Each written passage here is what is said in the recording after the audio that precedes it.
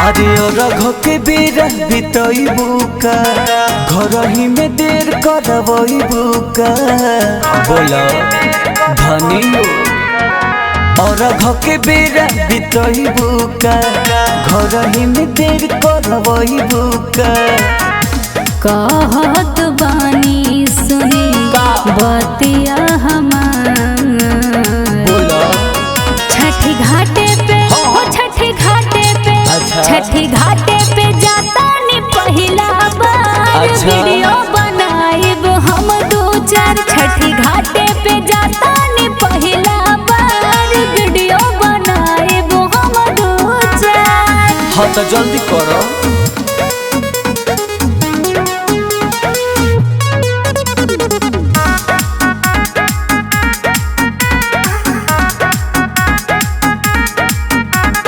देर होई जाके कपईबू हो रात में के देखईबू हो।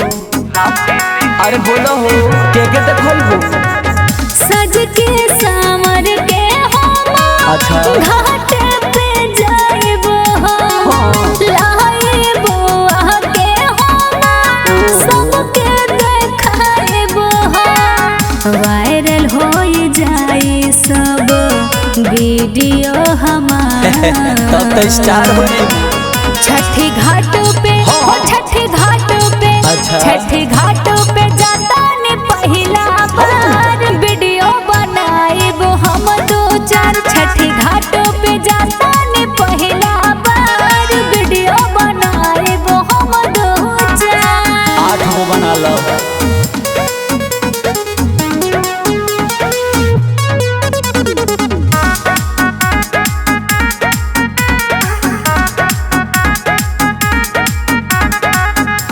गौरव के दिहलू पगल हो चल हालिए ही में भलाई हो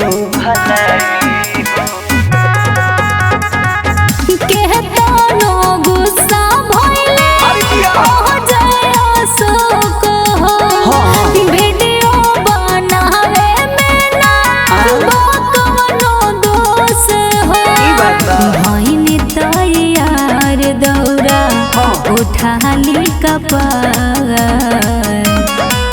छठी घाटों पे छठी घाटों पे छठी घाटों पे जाता ने पहिला बार वीडियो बनाइब हम दो चार छठी घाटों पे जाता ने पहिला बार वीडियो बनाइब हम दो चार। अरे गोड़ लगता नहीं देवता अब चली।